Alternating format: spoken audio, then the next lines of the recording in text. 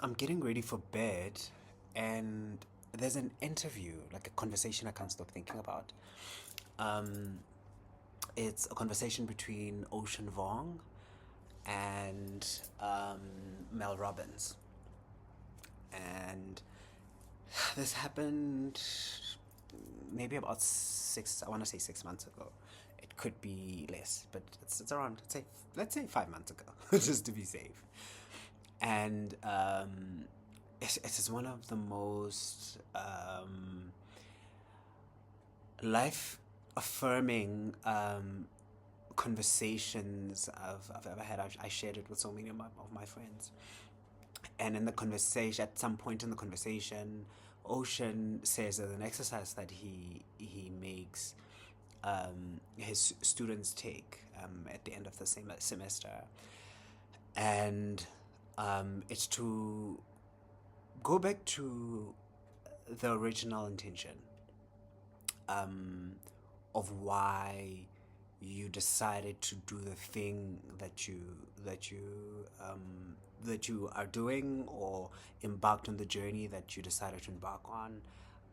Whether you're a creator, whether you're a musician, an artist, whatever field you're in, it doesn't have to be a creative field, but there are sacrifices that we made in order to find ourselves where we are, in order to get to a certain point in our lives, right?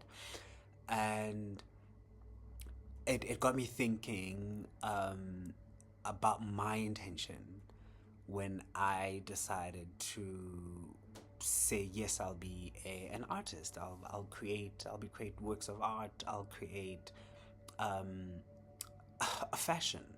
Although, to be honest with you, the conversation only centered around art, because that's what I've been spending a lot more of my time doing. But I mean, it includes everything. So go back to why um, you made the sacrifices, like why I made the sacrifices that I made in order to continue this journey. Missing birthdays, family occasions, time with family, um, saying no to friends, going out. So there were like real sacrifices that I took in order to build a certain life, right? And I'd never thought about it that way. I really hadn't thought about it that way. I hadn't consciously looked at them as sacrifices. I just thought it's what I need to do. It's like it's work. Work is calling. I need to show up for work. But I never consciously thought of it as a sacrifice. And the question and the invitation was, why why did you do that? What was the intention? Go back to the original intention. And it's also an invitation to invite a younger version of myself who um, who took the decisions and was brave enough to say yes to certain things, to say no to certain things, whether I was, verbally doing that or intentionally or consciously doing that. There were decisions that, there were movements that I made that got me to where I am. So invite that person into collaborate, literally as a collaborator, to say, there's something that you knew. You knew that if I decide to be brave enough to literally change my life and give everything that I know, the comforts that I know of living in one environment, and go and start a new life in a different environment. Um, the reference points that you knew would yield the results that we want. So Because what happens, and which is actually what I thought of when I wanted to share this with you, and I had this reflection. I found that over the past year, I I wasn't collaborating with that version of myself, um, which got me in trouble with um, how I needed to exhale because I've never articulated this, with how I was putting work out. It became less about the work, and it became about um, putting on the best show, attracting the right collectors, the right galleries, um, getting attention from a global audience, and all these things. Although they're very important, they are very important. They became the focal point, and it became less about the work. And my work suffered because of me focusing on everything else but the work, because the main intention of the work is the work itself. But yeah, it just became it, but I wasn't aware of it. I really wasn't aware of it. I wanted growth that looks a certain way. I wanted growth that would validate me as an artist, and um, would kind of show like physical progress. And until it just felt a little bit too draining. Um, and I've found myself for the past 5 months trying to reconnect to um, just creating work for the sake of creating work.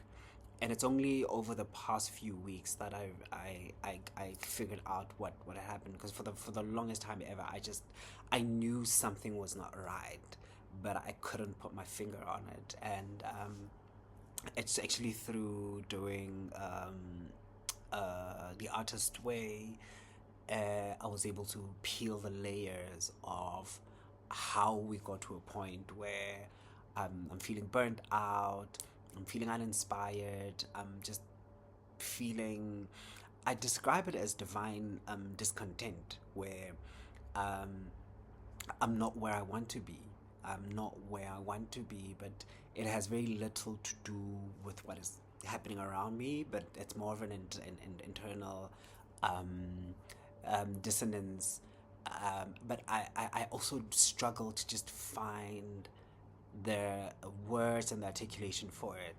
So when I figured out what it was, I decided that that's actually how the a year of curiosity came up, because everything else that I've tried before was not working. Every um,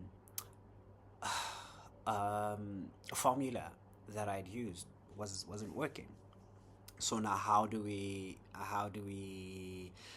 um, recenter and realign? Um, but I figure that because everything else that I used to also the formula, the formula has changed. The formula has changed. I was trying to say two things at the same time.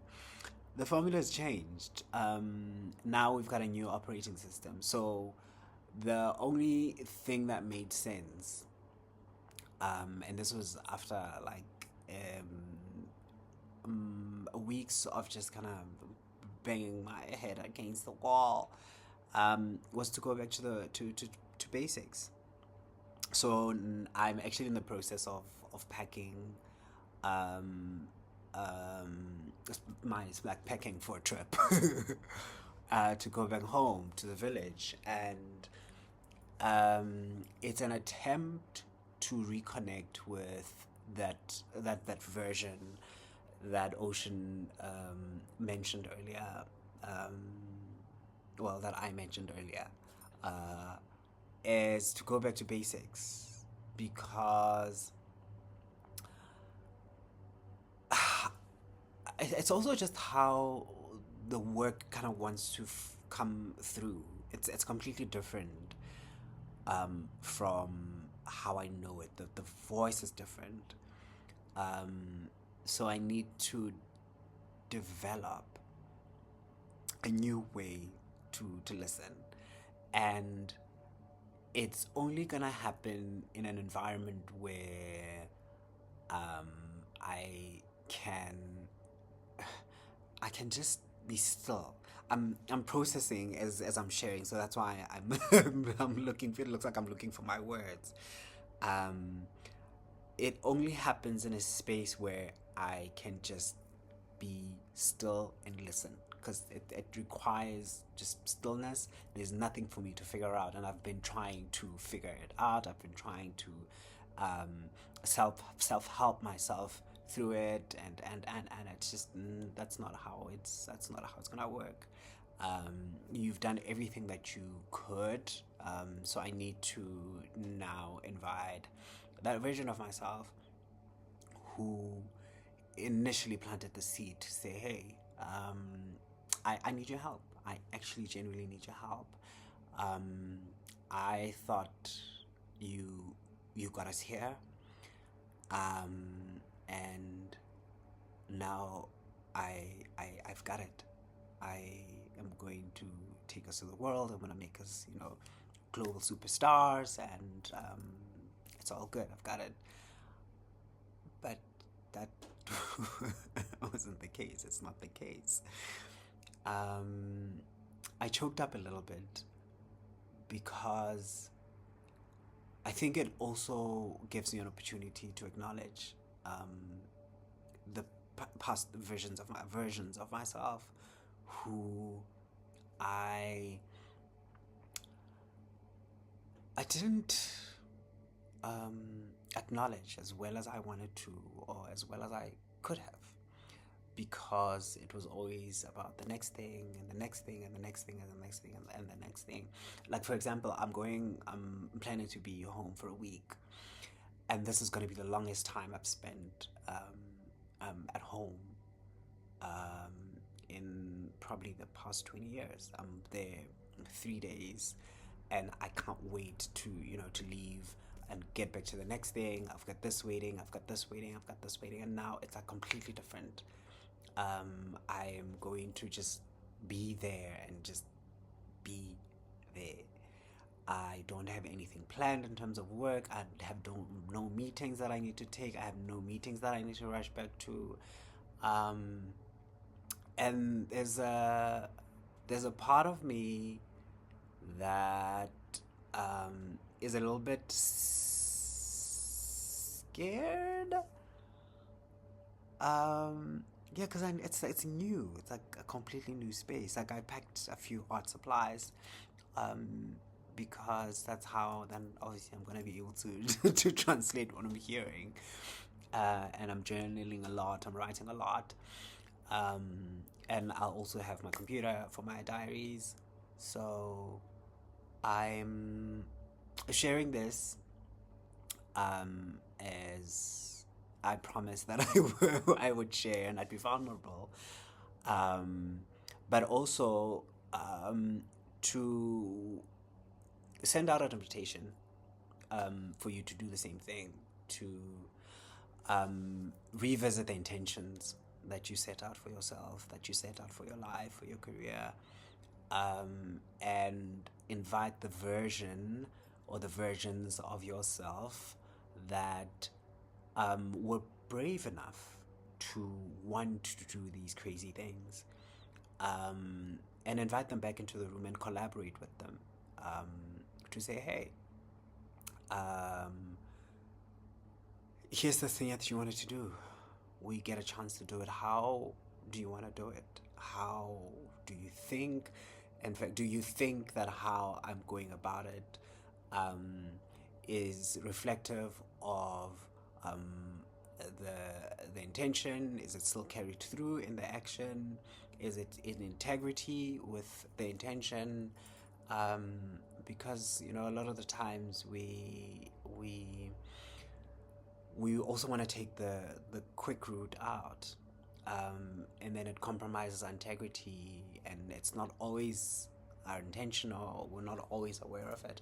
But being able to just check in helps us with just the constant realignment. So I'm excited. I'm looking forward to seeing family. I haven't seen them in a while, and just being home, and being re-inspired and being back in that space, and finding new ways to let the work flow, and we'll see what comes out of this adventure.